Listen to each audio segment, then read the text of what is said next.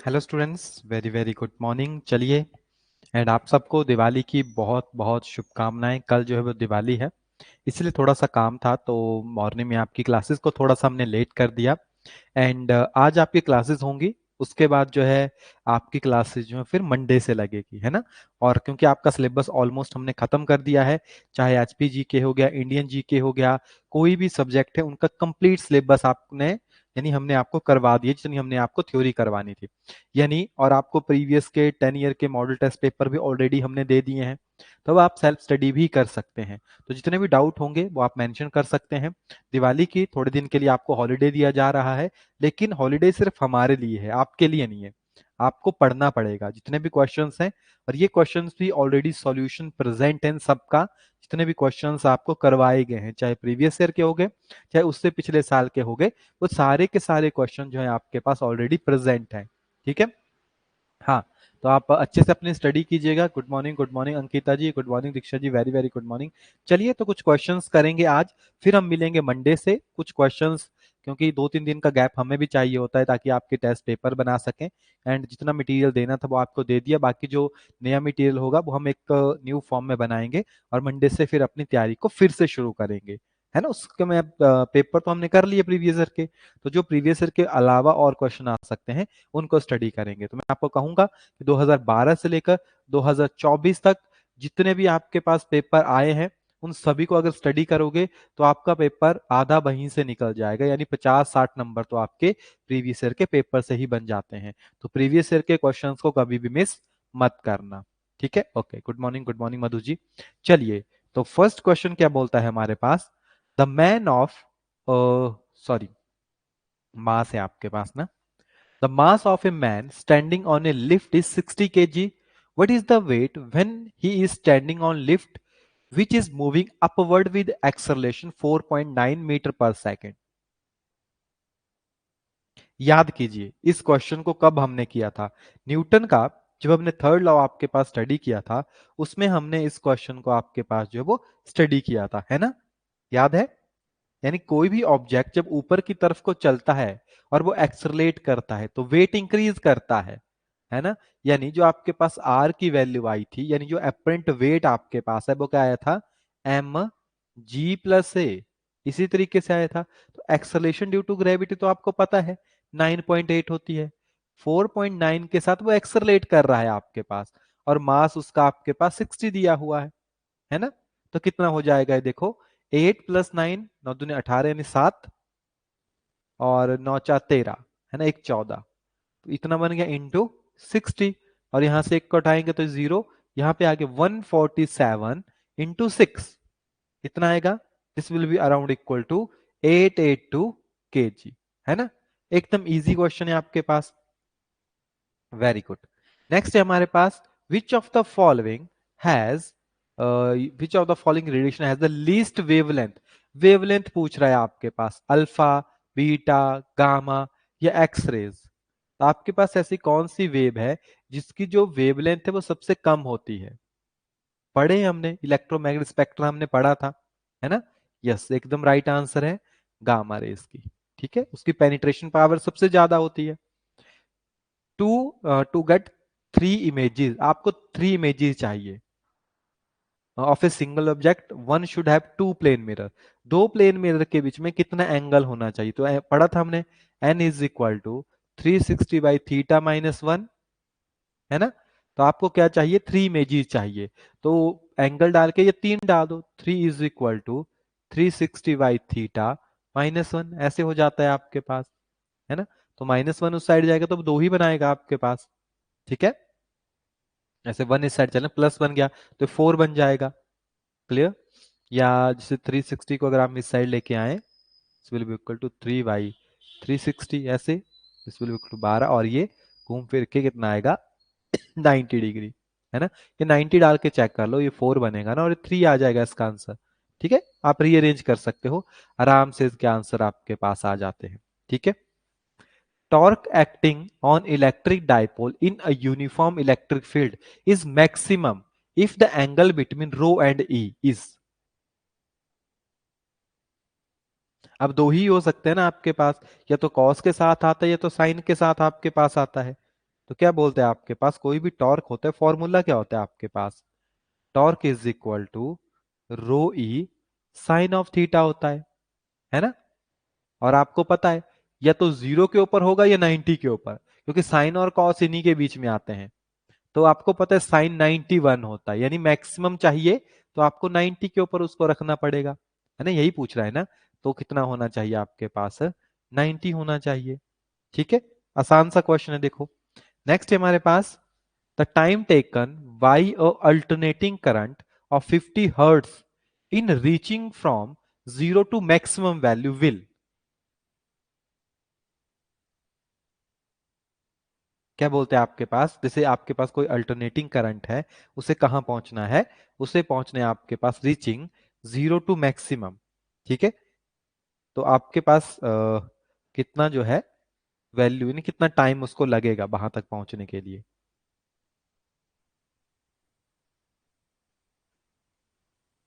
ठीक है, देखो टाइम पीरियड का एक रिलेशन होता है हमारे पास, that is T is equal to 1/f। ठीक है, फ्रिक्वेंसी के साथ, सॉरी। ठीक है, जो टाइम पीरियड होता है ना उसका रिलेशन होता है फ्रिक्वेंसी के साथ। फ्रिक्वेंसी है आपके पास 50 हर्ट्ज, है ना। तो टाइम पीरियड कितना आएगा आपके पास, this will be equal to 1/50, this will be equal to 0.02 second. तो ये तो आपके पास आ गया। अब आपको क्या निकालना था यहाँ पे कि मैक्सिमम कब होगा। ठीक है, 50 हर्ट्ज है ना आपके पास, तो मैक्सिमम कब होगा। तो जब वेव चलती है, और ये कहां से बोल रहा है, देखो 0 से चलेगा, 0 से 1, 1 से 2, है ना, ऐसे चलती है ना आपके पास वेव इस तरीके से। तो यहाँ पे टी हाफ हो गया, यहाँ पे टी कंप्लीट आपके पास हो जाएगा। कंप्लीट वेव तो यही है आपके पास। ओके, तो जब वेव चली तो शुरू में वैल्यू 0 थी, जब वो मैक्सिमम तक आपके पास पहुंचेगी तो t/4 होता है। ठीक है, मैक्सिमम वैल्यू होती है t/4 के ऊपर। ठीक है, और वापस वो 0 के ऊपर आती है t/2 के ऊपर। ठीक है, वो उसके ऊपर 0 के ऊपर आ जाएगी, इसके ऊपर मैक्सिमम, यानी मैक्सिमम होता है t/4 के ऊपर। तो t की वैल्यू है कितनी टाइम पीरियड की, 0/02 बाई, और टाइम पीरियड है उसका 4। तो यहां से अगर इनको हटाओगे आप तो 2 जीरो लग जाएगी यहाँ पे, और ये 100 कुछ इसी तरीके से आएगा। ठीक है, 20। ठीक है, और इसको आप डिवाइड करोगे तो this will be equal to 0.005। Very good, एकदम राइट आंसर है। आप अगला आंसर भी दे सकते हो, जरूरी नहीं है। ठीक है, क्लियर। नेक्स्ट क्या बोलते हैं हमारे पास, the nature of a frictional force. ठीक है, क्या क्वेश्चन है, the nature of frictional force is, conservative है, नॉन कंजर्वेटिव। याद है ना, मैंने शुरू में बहुत अच्छे से आपको बताया था, कंजर्वेटिव होती है जो पाथ के ऊपर डिपेंड नहीं करती है, नॉन कंजर्वेटिव होती है जो पाथ डिपेंडेंट होती है। और हमने पढ़ा है कि जो आपके पास फ्रिक्शनल फोर्स है वो पाथ के ऊपर डिपेंड करती है। ठीक है, क्लियर। नेक्स्ट है, if the kinetic energy of the electron is double. तो कल हमने किया था। ठीक है, आंसर क्या आया था, C इज इक्वल टू 1/λ। कल किया था ना हमने, अगर याद हो आपको तो, है ना, यहीं पे क्वेश्चन था ये वाला, है ना, ये हमने एक्सप्लेन भी किया था इसको कंप्लीटली। ठीक है, नेक्स्ट क्या बोलते हैं हमारे पास, Zener diode is used for amplification, modulation, stabilization, या नन ऑफ दीज।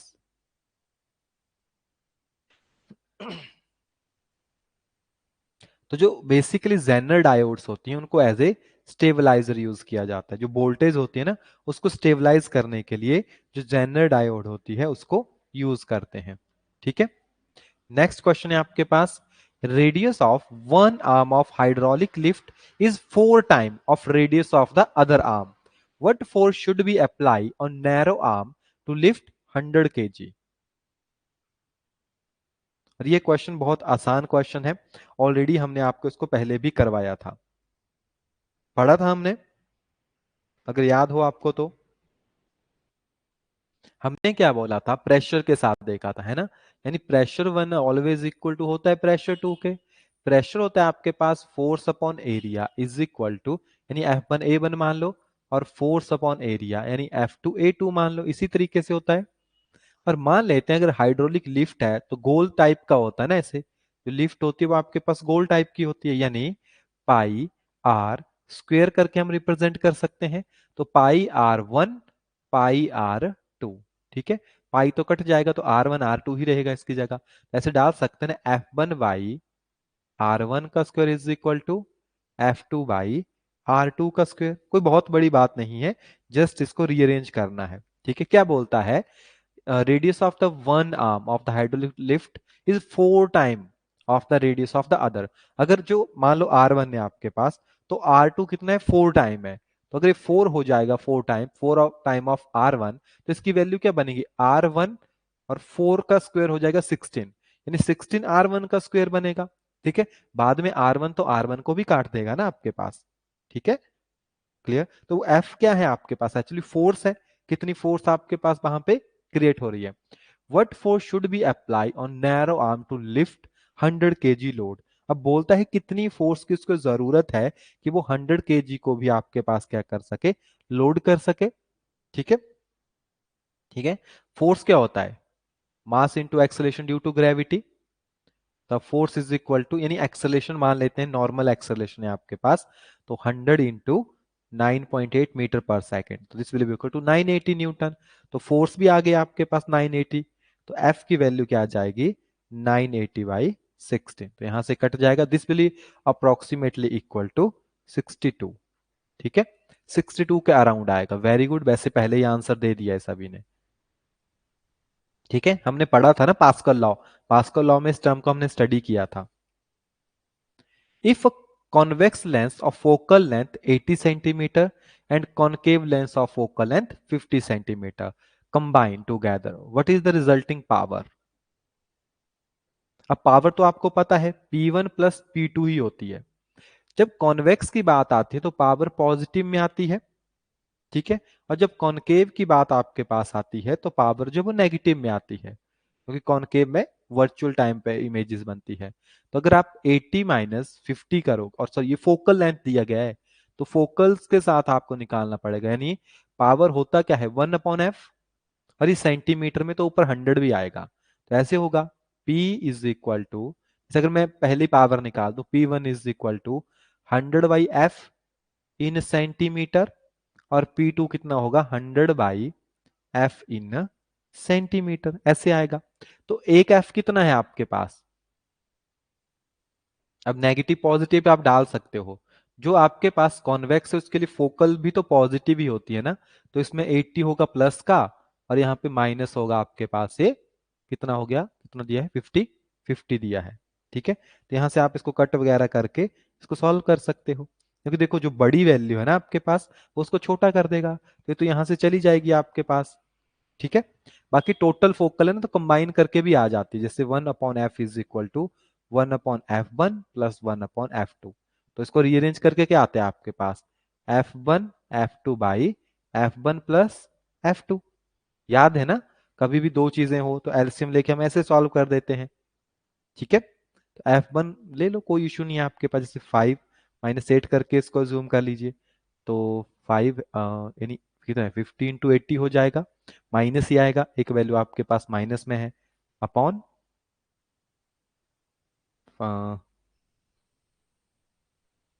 5 - 8। ठीक है, जिसी तरीके से आपके पास होगा, है ना, रीअरेंज कर लेना इसको ना, थोड़ा से हौच पौच हो गया। इसमें आप डाल के नॉर्मली टोटल कंबाइंड फोकस निकाल सकते हो। ठीक है, तो इसकी जो फोकस बनेगी ना, दैट्स विल इक्वल टू -4/3, इसको सॉल्व करके आएगा। ठीक है, तो पावर क्या होती है, power is equal to 1/f, क्योंकि सेंटीमीटर में ही है, तो अब ऊपर बार बार 100 लिखने की जरूरत नहीं है, तो उल्टी हो जाएगी -3/4। यहां से कट गया, this will be equal to -0.75 dioptre. एकदम इजी क्वेश्चन है ना। नेक्स्ट है हमारे पास, cyclotron frequency of an electron gyrating in a magnetic field of 1 tesla is approximately,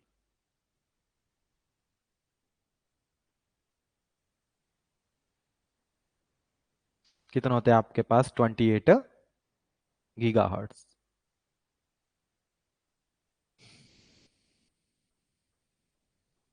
ठीक है, ये हमने टर्म पढ़ी थी, डायरेक्टली हमने पढ़ा था इसको, 28 GHz।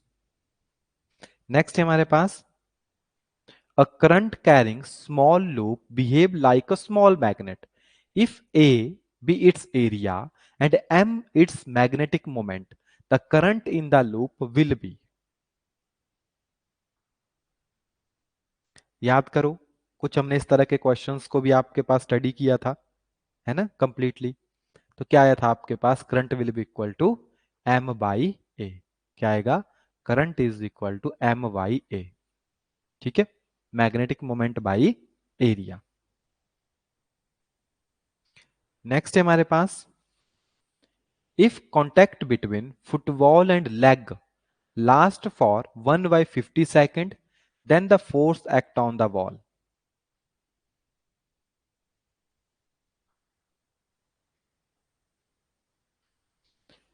क्या बोलता है, जो कांटेक्ट हुआ ना फुटबॉल का एंड जैसे लेग का, वो तकरीबन 1/50 हुआ है।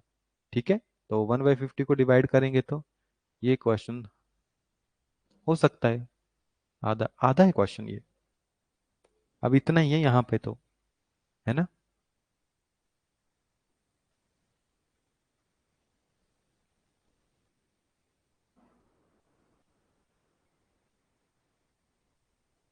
यहाँ पे इतना ही है, अब हमने तो जस्ट पीडीएफ फाइल बनाई है इसकी, है ना, क्योंकि जो ऑफिशियल पेपर है बाकी तो वहीं से निकलता है। फोर्स होती क्या है, फोर्स होता है आपके पास मास इनटू एक्सेलरेशन, यही होता है आपके पास। ठीक है, अब यहाँ पे वेट वगैरह दिया ही नहीं है ना, तो बिना वेट के आप कैसे करोगे। मान लीजिए जो बॉल है आपके पास वो है 0.5 kg। ठीक है, कितना है, 0.5 kg। आई थिंक वहां पे भी इतना ही था आपके पास। क्लियर, तो कितनी लीनियर मोमेंटम इसके अंदर है, क्योंकि फोर्स भी लगेगी ना, तो इसके अंदर चेंज भी आएगा आपके पास। तो एक्चुअली ये इंपल्स को रिप्रेजेंट कर रहा है, आपको इंपल्स हमने पढ़ाया था, that is I is equal to force into time. आता है, कितनी फोर्स लगी और कितने समय तक वो लगी हुई है। तो टाइम तो आपको पता है 1/50 लगा हुआ है, और फोर्स निकाल सकते हो, मास है आपके पास 0.5 इंटू एक्सलेशन 10 ले लो, 10 मान लेते हैं, वैसे 9.8 आपके पास होती है, तो कितना आ जाएगा ये, 10 के साथ 0.5 के साथ का तो 5 आ जाएगा, 5 kg/मीटर/सेकेंड जो फोर्स आपके पास कंप्लीट हो जाएगी। तो इसमें डाल दो 5 के साथ, कुछ इस तरीके से आएगा। ठीक है, तो 1/50 इंटू 5,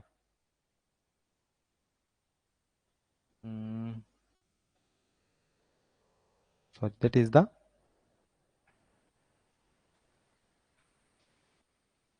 इम्पल्स होता है ना, is equal to change in linear momentum, यानी impulse is equal change in linear momentum. This will equal to कितना मोमेंटम चेंज हो रहा है उसका, this mass into acceleration, this will be equal to 5 metre per second में लिखा है हमने ना। तो ये चेंज इन लीनियर मोमेंटम आ गया, तो ऐसे होगा, F into T is equal to 5, ये आ गया। तो फोर्स कितनी लगेगी, क्योंकि फोर्स निकालनी है, टाइम है आपके पास 150, और इम्पैक्ट जो चेंज हुआ है वो आपके पास है 5, यहाँ जाके मल्टीप्लाई हो जाएगा, F is equal to 250 newton. ठीक है, आई थिंक ये क्वेश्चन आधा ही है, यहाँ पे कुछ चीजें यहाँ पे गायब हो गई है। ठीक है, नेक्स्ट है हमारे पास, an antenna of height 500 metre, what will be its range. अब याद करो, अब आपको लगेगा कि पता नहीं क्वेश्चन कहाँ आ गया, है ना। हमने एक पीडीएफ फाइल आपके लिए यहाँ पे पेस्ट की थी, कहाँ पे थी, यहाँ पे थी कहीं पे, है ना, ये पीडीएफ फाइल हमने यहाँ पे पेस्ट की थी, और हमने कहा था कि यहाँ पे ना कुछ जैसे रेंज वगैरह हम देखते हैं, तो हमारे पास ना, जैसे आपके पास कितनी दूरी तक जो है कोई भी हो सकता है, डी का एक फॉर्मूला आया था, ये रहा, D is equal to 2RH, yes, है ना। वेरी गुड, मधु जी ने एकदम पढ़ लिया है, बहुत अच्छी बात है ना। क्या है आपके पास, D is equal to √2GH। कभी कभी पूछ लेते हैं यहाँ से भी क्वेश्चन, तो सरप्राइज हो जाते हैं स्टूडेंट की, पता नहीं कहाँ से आ गया है। तो ऐसा मत सोचना, अगर कोई चीज़ हमने आपको ज़्यादा डिटेल में नहीं करवाई होगी, लेकिन जो एग्जाम में आ सकता है वो चीज़ें आपको पढ़ाई गई है। ठीक है, तो रेडियस तो आपके पास दिया गया है, और जी की वैल्यू आप 10 डाल के डाल कर ले चक यहाँ पे। ठीक है, तो कितना आएगा ये, 80 किलोमीटर आया। ठीक है ना, 2 × G × H, तो आपके पास जी भी आ गया, एच भी आपके पास आ गया, और रेडियस ऑफ द अर्थ भी आपके पास यहाँ पे दिया हुआ, दैट इज 6400, जी एच नहीं, 2HR, ठीक है, RH, तो H की वैल्यू भी है और इसकी वैल्यू भी है। क्लियर? ठीक है। आ गया वही क्वेश्चन जो आपने पूछा था, rainbow is form due to the combination, और आपने पूछा था कि सर इसका आंसर क्या दोगे। तो डिस्पर्शन तो होता है प्लस टोटल इंटरनल रिफ्लेक्शन, दोनों इकट्ठे ही आ गए हैं, है ना। रेनबो के लिए दोनों एक साथ ही यहाँ पे दे दिए गए हैं। In the forward voltage in a diode is increased then the width of depletion region. ठीक है, तो क्या होता है अगर ऐसा केस आए तो उसकी जो विड्थ होती है वो डिक्रीज करती है फॉरवर्ड के लिए। ठीक है। Work done by the frictional forces, कभी भी जो फ्रिक्शनल फोर्स है वर्क करती है वो अपोजिट डायरेक्शन में ही होती है, तो वो कैसी होती है आपके पास, हमेशा नेगेटिव होती है। ठीक है। रेजिस्टेंस ऑफ आइडियल वोल्टमीटर क्या होता है आपके पास, इनफाइनाइट होता है जो आइडियल है ना, और एमीटर की जीरो आपके पास होती है। अच्छा इसका बताओ जरा, with the rise of temperature the resistivity of the semiconductor, अब मैंने बताया था सेमीकंडक्टर अलग टाइप से बिहेव करता है आपके पास। 109 का जिसने आंसर बता दिया मतलब वो समझ गया है, फिर से वही गलती कर रहे हो, रिमेन अनचेंज।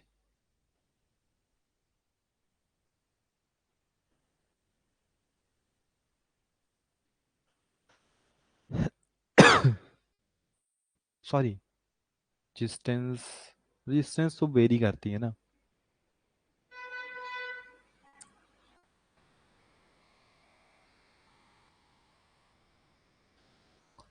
यहाँ पे एक चीज नोट कीजिए, लेंथ चलो एरिया के तो साथ हो गए, टेम्परेचर है ना, टेम्परेचर के साथ वो इंक्रीज कर जाएगी। ठीक है। लेकिन एक चीज नोट करो जरा, यहाँ पे रेजिस्टिविटी टर्म है, हमने क्या कहा था कि रेजिस्टिविटी किस चीज के ऊपर डिपेंड करती है, एक तो नेचर ऑफ मैटर के ऊपर डिपेंड करती है, प्लस साथ में टेम्परेचर के ऊपर डिपेंड करती है। तो मे बी इसने 109 का आंसर इन्होंने क्या दिया यहाँ पे, सी दिया है, डिक्रीज, डिक्रीज दिया है इन्होंने तो। 1 मिनट, इसको एक बार क्रॉस चेक करता हूं मैं।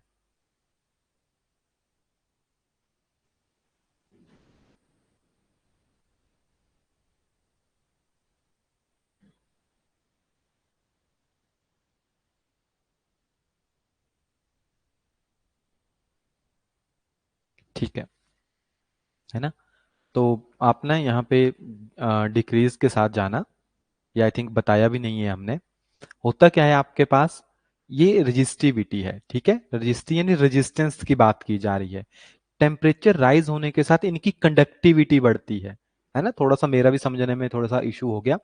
हमें नहीं क्या पढ़ा था कि जब भी सेमीकंडक्टर में एक यूनिक प्रॉपर्टी होती है, जब टेम्परेचर बढ़ता है तो उनकी कंडक्टिविटी बढ़ती है। ठीक है। इसका मतलब जब कंडक्टिविटी बढ़ेगी तो रजिस्टिविटी तो डिक्रीज हो जाएगी, है ना। इसको थोड़ा सा कर लेना, ये थोड़ा सा ना बताने से रह गया और जल्दी जल्दी में हमने इसको कर लिया clear.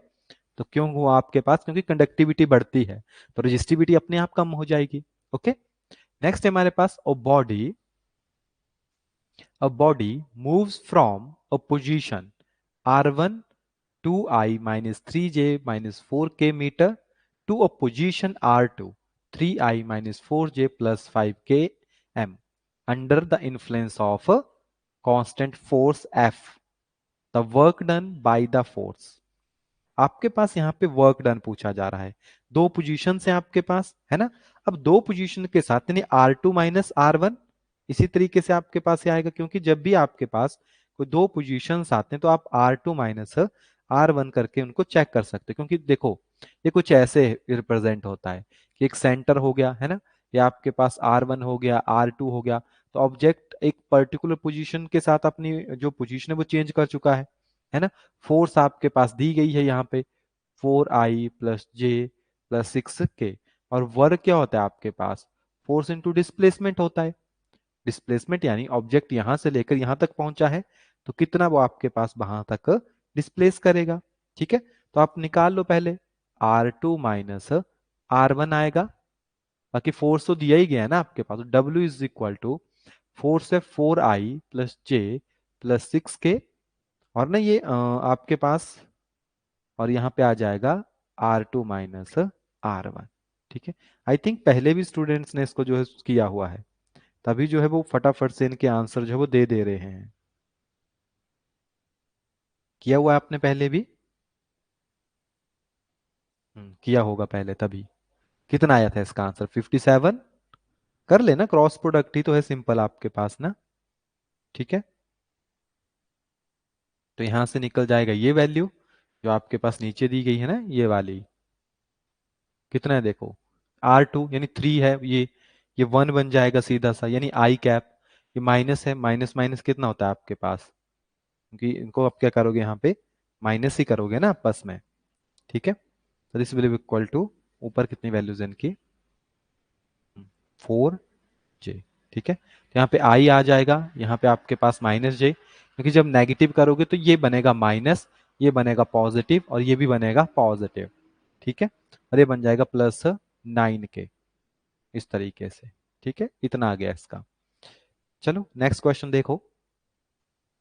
The work done in moving an alpha particle between 2 point having potential difference 25 volt.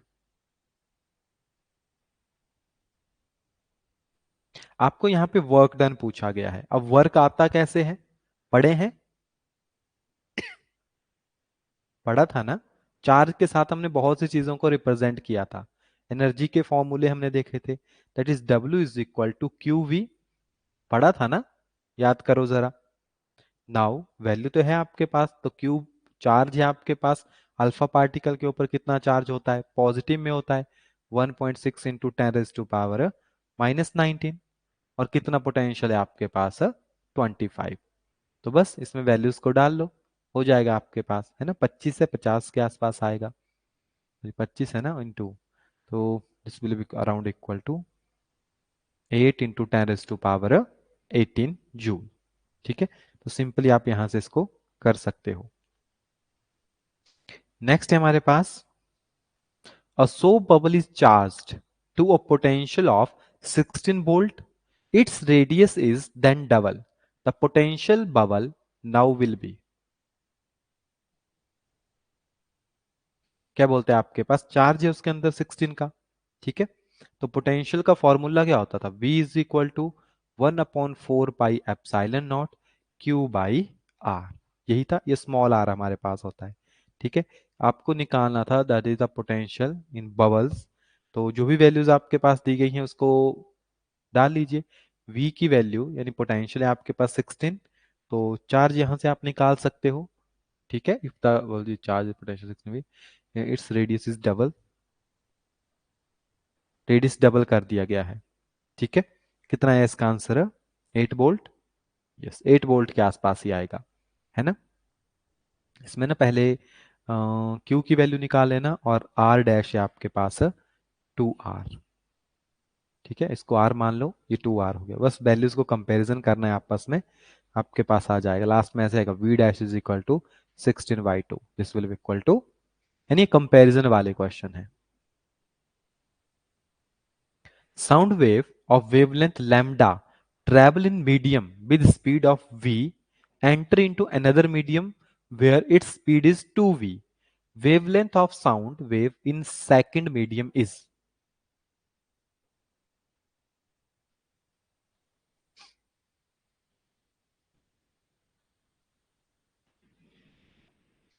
तो कैसे आएगा? दैट इज v = v/लैम्डा, यानी lambda is equal to v/v। ठीक है, v is the speed of light, और फ्रिक्वेंसीज को यहाँ पे रिप्रेजेंट किया गया है कि फर्स्ट की फ्रिक्वेंसी कितनी है, सेकंड की कितनी है। तो कैसे आएगा? Lambda is equal to 2v/v, क्योंकि सेकंड ही ज्यादा है ना ऑफ λ1। ठीक है, तो यहाँ से कट गया, this is will to lambda is equal to 2 of λ1। ठीक है, तो लैम्डा की वैल्यू निकालोगे तो बाई 2 के साथ आ जाएगी। ठीक है, तो 2 λ।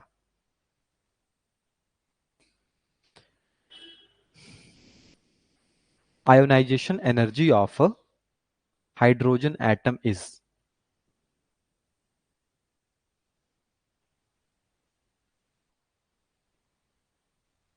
ये क्वेश्चन हमने डायरेक्ट करवाए हैं आपको, है ना। कितनी होती है? +13.6 इलेक्ट्रॉन वोल्ट, है ना। करवाया था ना, मैंने बताया था कि इसको डायरेक्टली पढ़ लो, कभी कभार पूछ भी लेते हैं। ये भी करवाया था। According to Bohr principle, relation between principal quantum number and Bohr radius R, यानी एन जो होता है वो क्या होता है आपके पास, डायरेक्टली प्रोपोर्शनल होता है आर के, यानी एन स्क्वायर जो डायरेक्टली प्रोपोर्शनल होता है आर के। यही था, ये सीधा सीधा आपके पास वैल्यू आती है, यानी R is directly proportional to N square. इतना ही है ना 115 का, इतना ही है। A body float in water with 40% of its volume outside water, when same body float in oil 60% its volume outside oil। ठीक है, क्या बोलते हैं 60% जो उसका वॉल्यूम बाहर रहता है। The relative density of the oil, आपको जस्ट कंपेयर करना है, उसकी रिलेटिव डेंसिटी को पता करना है कि उसकी रिलेटिव डेंसिटी कितनी आपके पास होगी। तो याद करो, आपने आपको मैंने एक टर्म पढ़ाई थी जिसको हम आपके पास बोलते थे अरेनियस प्रिंसिपल, है ना, जिन्होंने फ्लोटिंग का रूल हमारे पास दिया था। एक्चुअली यहाँ पे ना थोड़ा सा पावर कम है लाइट की, तो ना जो मेरा पीसी वो बार बार बंद हो रहा है, तो स्क्रीन ऑफ हो रही है, इसलिए मुझे चुप हो जाना पड़ता है क्योंकि मुझे दिखता ही नहीं स्क्रीन के ऊपर क्या आ रहा है। ठीक है, तो आपको जस्ट उनकी रिलेटिव डेंसिटी को फाइंड करना है कि उनके जो रिलेटिव डेंसिटी वो कितनी होगी। ठीक है, कितना है आपका आंसर। ऐसे मान लीजिए इसको, देखो सिग्मा डब्ल्यू मान लो, जो वाटर की डेंसिटी है वो कितनी होती है, 1000 होती है। ठीक है, और ऑयल है ना आपके पास, तो सिग्मा ओ मान लो, जो ऑयल की डेंसिटी है। ऑयल की डेंसिटी हमें पता नहीं है, ठीक है, तो इसको कंपैरिजन कर लेते हैं। अब वाटर के अंदर जब भी फोर्सेस लगते हैं, बुएंसी फोर्सेस आपके पास होती हैं, और वो कैसे आती थी, that is force is equal to volume density, इसी तरह आती थी, और एक्सेलरेशन ड्यू टू ग्रेविटी, कुछ याद आया होगा आपको। और हमने रिलेशन भी बनाया था, V1 ρ1 G1 is equal to V2 ρ2 G2, तो G तो 1 नहीं होता है, कट जाता है, तो V1/V2 इज इक्वल टू ρ2/ρ1। कुछ इस तरह से हमने इनका एक रिलेशन आपके पास एस्टेब्लिश किया था। और क्या दिया गया है, 40% और 60% है। जब वाटर फ्लोट करता है ना तो वो 40% होता है। 40% को अगर कन्वर्ट करोगे आप, this will be equal to 0.4, है ना, और 60 को अगर हम कन्वर्ट करेंगे, this will be equal to 0.6। इसी तरीके से आपके पास है कि वॉल्यूम का कंपैरिजन हो गया इनका आपस में। ठीक है, तो आप इनको कंपेयर कर लो, क्या आएगा आपके पास जो डेंसिटी है। देखो डेंसिटी को यहाँ पे ऐसे लिख लो, या तो रो के साथ लिख लो ना, यहाँ पे सिग्मा लिख दिया, रो के साथ ही आदत है मुझे, तो रो के साथ लिख देते हैं यहाँ पे। ठीक है, तो डेंसिटी ऑफ ऑयल निकालना है ना आपको, तो जैसे ऑयल तो नहीं ऊपर ही आएगा, oil and density of water. तो किस तरीके से इनका वॉल्यूम इमर्ज हुआ है आपके पास, जो आपके पास जैसे इनके तो इनवर्सली है ना V, तो इसका नीचे है इसके वाला और इसके वाला ऊपर है। ठीक है, तो ऑयल तो 0.6/0.4, तो ये तो 6/4 आ गया, this will be equal to 3/2, और this will be equal to 1.5। ठीक है, तो 1.5 इज द राइट आंसर। ठीक है, नेक्स्ट है हमारे पास angle of incident at which reflected light is totally polarized for reflection from air to glass, reflective index mu is. ये आपके पास वैल्यूज आ गई हैं कि क्या होगी, this will equal to 10 inverse mu. ठीक है, D is the right answer. Formula है आपके पास, डायरेक्ट नहीं है, this will be equal to 10 inverse mu, तो D is the right answer.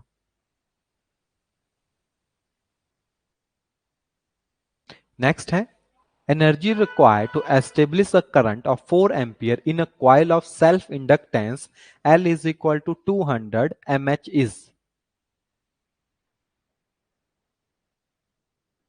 अब ये क्वेश्चन भी हमने किया हुआ है, पढ़ी थी एनर्जी की form, E is equal to L I square, यानी half of L I square. L की वैल्यू तो है 200, और ये है आपके पास 4 का स्क्वायर, यानी 200 इंटू, और देखो ना m है, यानी 10⁻³ इंटू 16। ठीक है, इस तरीके से हो जाएगा ये, और नीचे 2 है आपके पास, यहाँ पे 100 तो यही बन गया, यानी ये तो कट गया ना आपस में, तो आपके पास डायरेक्टली 1.6 आएगा ये, 1.6 जूल। सिंपल सा क्वेश्चन है ना।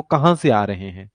जितने भी क्वेश्चन है ज्यादातर वो आपके पास जो आपकी इलेक्ट्रिसिटी है, ठीक है, यानी आपकी जो इलेक्ट्रोमैग्नेटिज्म है, ठीक है, इलेक्ट्रोस्टैटिक हो गया, तो इलेक्ट्रोमैग्नेटिक मैग्नेटिज्म या इलेक्ट्रोडायनेमिक्स से ज्यादा क्वेश्चन है। अगर आप पूरे पेपर को देखोगे तो पूरे पेपर में वहीं से ज्यादा क्वेश्चन है, मैकेनिक्स से क्वेश्चन नहीं है। क्योंकि अगर मैकेनिक्स से क्वेश्चन हो तो पेपर करना आसान हो जाता है और पेपर जल्दी सॉल्व हो जाता है। तो तीन चार क्वेश्चन आपको ऐसे भी देखने को मिलेंगे जो टॉपिक्स हमने नहीं किए हुए हैं, ठीक है, लेकिन उनको हमने टच किया हुआ, तो इसलिए हमने उनके जो फॉर्मूले वो आपको बता दिए। तो इसलिए मैंने कहा है कि जितने भी फॉर्मूले होते हैं उनको अच्छे से आपको पढ़ना है, ताकि आपके पास आप ऐसा क्वेश्चन आ जाए जो आपने नहीं भी किया है तो भी आप उसको अच्छे से अटेम्प्ट कर सको, ठीक है। बाकी तो केमिस्ट्री के हैं, इनको नेक्स्ट क्लासेस में करेंगे। मैथ साइकोलॉजी तो हमने कर ली है ना। हम्म। अब जैसे इसका फिजिक्स अगर आप देखोगे तो कहाँ गया हमारे पास, हाँ ये रहा, ठीक है। जैसे ये फर्स्ट क्वेश्चन है आपके पास, क्या बोलता है, mass of a bob of a pendulum is double then its time period become. आपके पास के बाद एक बॉब है, ठीक है, पेंडुलम का बॉब है, उसके मास को डबल कर दिया गया है, टाइम पीरियड के ऊपर क्या फर्क पड़ेगा। आपने पढ़ा है कि जो बॉब होता है उसके जो टाइम पीरियड, मास तो आता ही नहीं है ना कहीं पे आपके पास, है ना, जी बाई एल होता है, तो लेंथ और जी के साथ वो वेरी करता है। तो अगर लेंथ इंक्रीज डिक्रीज करेगी, एक्सलेशन ड्यू टू, यानी एक्सलेशन इंक्रीज डिक्रीज करेगा, तो उसमें कोई भी चेंज नहीं आएगा आपके पास, है ना। नेक्स्ट है the power of the lens, P की वैल्यू दी गई है आपके पास plus 4 dioptre is focal length. तो एफ निकालना है, और यहाँ पे सेंटीमीटर में तो 100 यहाँ पे हो जाएगा सीधा। तो इनवर्स पावर यहाँ पे है, यानी +4 इक्वल टू दिस वन, तो ऊपर जाएगा नीचे आएगा, यहाँ से कट जाएगा, कितना आएगा 25 आपके पास आएगा। ठीक है। अ fuse wire is always connected with, जो फ्यूज वायर होती है उसको किसके साथ जो वो कनेक्ट किया जाता है, हमेशा ही उसको लाइव वायर के साथ जो वो कनेक्ट किया जाता है। In hill region, the boiling point of water is 95 degree Celsius, the temperature in Fahrenheit scale. तो आपको जैसे फारेनहाइट हो गया, सेल्सियस हो गया, बहुत अच्छे तरीके से समझाए गए हैं कि फारेनहाइट क्या होता है, सेल्सियस आपके पास क्या होता है, किस तरीके से आप इनको रीअरेंज कर सकते हो, है ना। बहुत अच्छे से टॉपिक पढ़ाया गया है। ठीक है, पूरे डिटेल में 203 फारेनहाइट आपके पास होता है। मैच करना है आपको, जैसे इलेक्ट्रिक पोटेंशियल डिफरेंस, पोटेंशियल के यूनिट पता है सबको, वोल्ट होते हैं। रेडियो एक्टिविटी के जो रदरफोर्ड हैं आपके पास, ठीक है।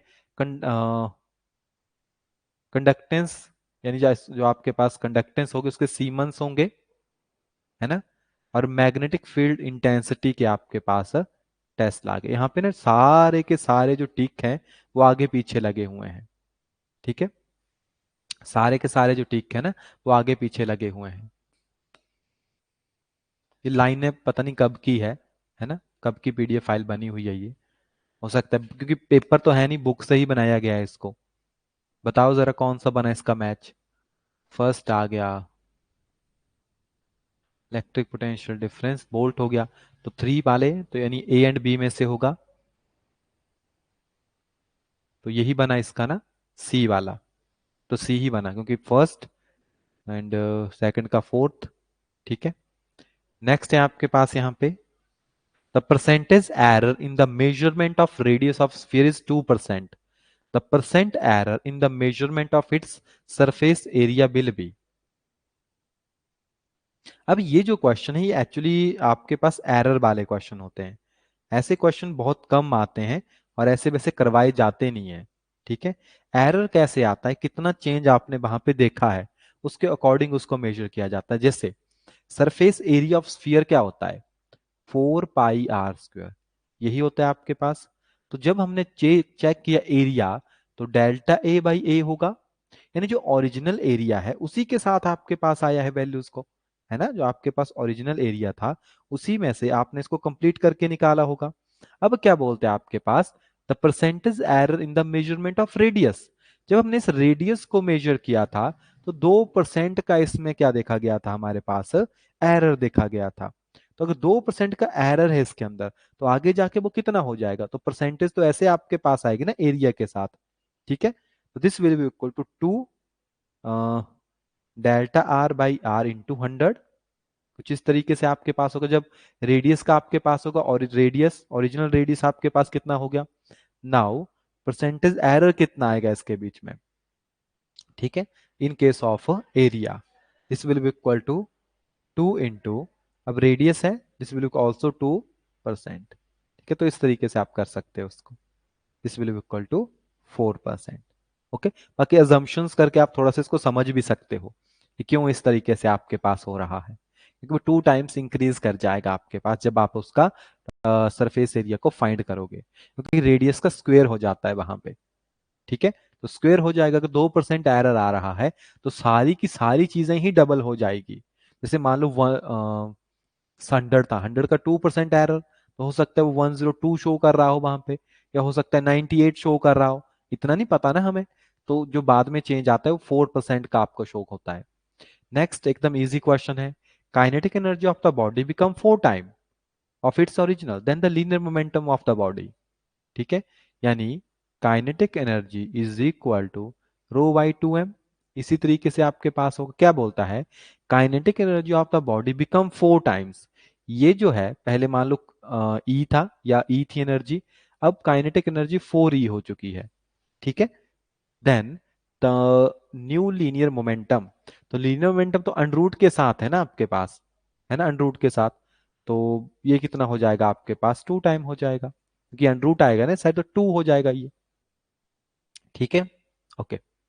नेक्स्ट है, a motorcycle loop the loop inside a globe of diameter 19.6 meter, what should be minimum speed at the highest position of the globe?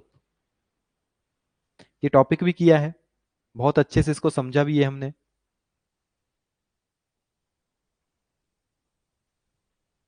क्या फॉर्मूला था आपके पास मिनिमम के लिए? v is equal to under root 5 g r, यही था, है ना? कुछ इसी तरीके से हम इसको स्टडी करते थे।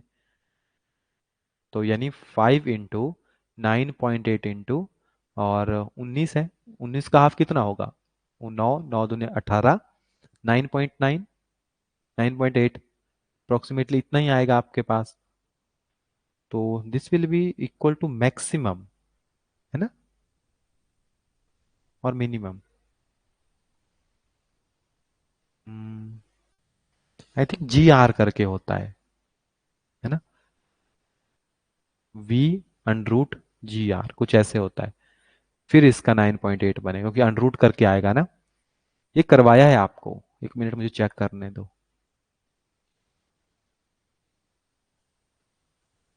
तो साइकोलॉजी वाली क्लास है।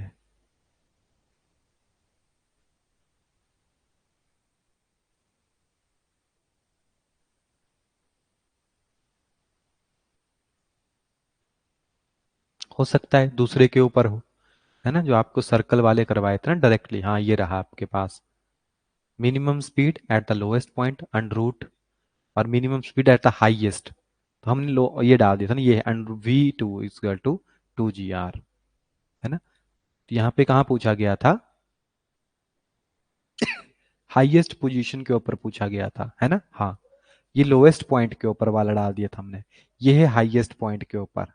ठीक है, फॉर्मूले याद रखने पड़ेंगे, ऐसे तो बात ही नहीं बनेगी। क्लियर। नेक्स्ट है हमारे पास question, the radius of the moon is 1/4 and mass of is 1/80th time so that earth respectively. If g is the according to gravity at earth surface, then value of surface of moon will be, moon के ऊपर उसकी जो value है वो कितनी होगी? तो जितना भी डाटा आपके पास अवेलेबल है उन सभी डाटा का यूज करके आप इसको नॉर्मली सॉल्व कर सकते हो। ठीक है, जी की वैल्यू आती कैसे? Acceleration due to gravity, G M upon R square, इसी तरीके से होता है। ठीक है, तो दोनों का कंपैरिजन कीजिए जो भी दिया गया है। रेडियस दिया गया आपके पास, radius of moon is equal to 1/4 of radius of earth, and mass of moon दिया गया है 1/80 mass of the this one. ठीक है, तो इसको आप जी ऑफ अर्थ मान लीजिए। तो जी ऑफ मून क्या होगा? कुछ इसी तरह कैसे आएगा, जी ऑफ m/r² अपॉन एम, और यहाँ पे ई लिख देते हैं ताकि कैलकुलेट करना आसान रहे, और वैल्यू को सब्स्टिट्यूट कर लो। ठीक है, तो इसको ना काटा पीटी करके लास्ट में G M is equal to GE/5 ही आएगा। ठीक है, यानी GY5 आपके पास आ जाएगा। Okay, the electromagnetic wave does not transport. देखो इलेक्ट्रोमैग्नेटिक वेव में एनर्जी भी होती है, मोमेंटम भी होता है, चार्ज नहीं होता उसके अंदर। ठीक है,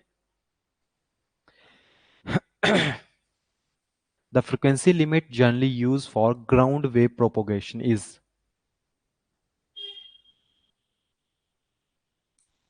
तो अगर देखा जाए तो ग्राउंड वेव के लिए तकरीबन कितनी होती है आपके पास? 50 यानी 1500 किलो हर्ट्ज के आसपास होती है ना। तो यहाँ पे जो आप यूज कर सकते हो ना, वो यूज कर सकते हो 1000,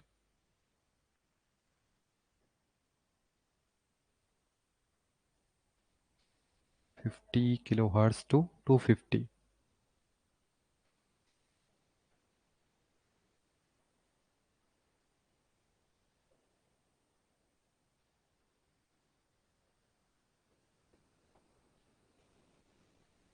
ठीक है, real gas obey Boyle's law at high temperature low pressure, पता नहीं कितनी बार करवा दिया गया है। 3 इमेजेस वाला 90, ये भी पता है आपको। यहाँ पे आपके पास असर्टेशन दी गई है, assertion, a current carrying conductor produce only an electric field region electron in motion give rise to magnetic field.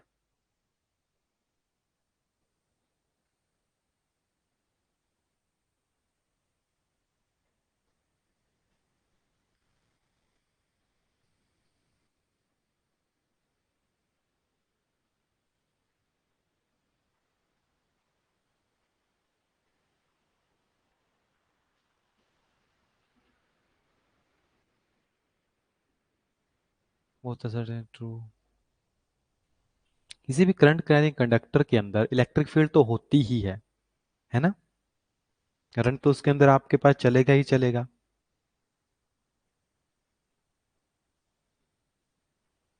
तो and electron in motion give rise to the magnetic field. सही है दोनों, है ना।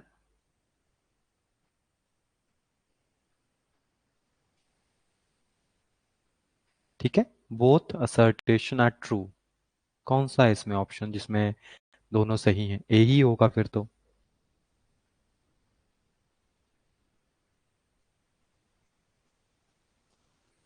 यानी both assertion reasons are true but reason is not the correct explanation of assertion of one। ठीक है, B is the right answer. क्या बोलते हैं, असर्टेशन सही है लेकिन जो रीजन दिया गया है इसके लिए ये वाला, ठीक है सॉरी, ये वाला ये इसके लिए प्रॉपर नहीं है। मैग्नेटिक फील्ड के लिए सही है लेकिन इसके लिए नहीं होगा। N electric dipole is placed in uniform electric field fail. ये आपको बता दिया था, नॉन यूनिफॉर्म हो तो आपके पास तो दोनों चीजों को फेस करता था ना। टॉर्क होती थी but no force. An electric dipole is placed in uniform electric field it experience is,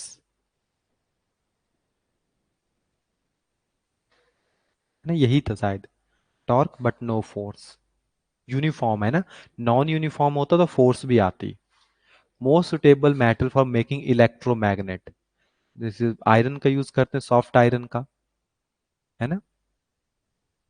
when angle of refraction is right angle then angle of incident correspond to critical angle, पढ़ा था।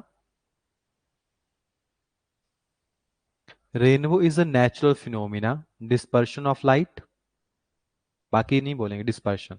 विच of the following is not unit of time, तो पैरेलैटिक second distance के unit होते हैं। Which is the number of images form in an, अगर 60 के ऊपर रखते हैं तो 360/60 -1, ये चला गया, 5 इमेजेस बनेगी। ठीक है। At a grid substation the voltage step up to which one quantity, तो वो आपके पास इलेक्ट्रिक एनर्जी को करता है। ठीक है। Main source of solar energy fusion, ये ऑलरेडी किया हुआ है। ये क्वेश्चन हमने पढ़ा है, अगर आपको याद होगा ना, जब मैंने न्यूटन का आपको लॉ करवाया था तो ये हमने पढ़ा था। रॉकेट इजेक्ट हो रहा है 50 gram of gases per second, what is the acceleration, किया था ना ये उस time. Which of the following is longest, radio wave is the normal range of television, ये क्वेश्चन भी करवाया है। 30 to 300, the speed of body to the speed of the sound is known as, उनकी रेशियो होती है उसको बोलते हैं मैच नंबर। ठीक है, speed of the body to the speed of the sound, उसको मैच नंबर बोलते हैं। नेक्स्ट आपके पास है असर्टेशंस है, इसको बाद में देखते हैं। नेक्स्ट है आपके पास, in which substance electric resistance decreases by increase in the temperature, resistance कम हो जाती है टेम्परेचर बढ़ने के साथ। तो बेसिकली जैसे जर्मेनियम आपके पास हो गया, सेमीकंडक्टर है ना जर्मेनियम, आपका सिलिकॉन जर्मेनियम। तो अभी हमने प्रीवियस पेपर में भी देखा कि जिससे रेजिस्टेंस होती है तो वो क्या होती है, टेम्परेचर बढ़ने के साथ जो वो कम होती है इन केस ऑफ सेमीकंडक्टर।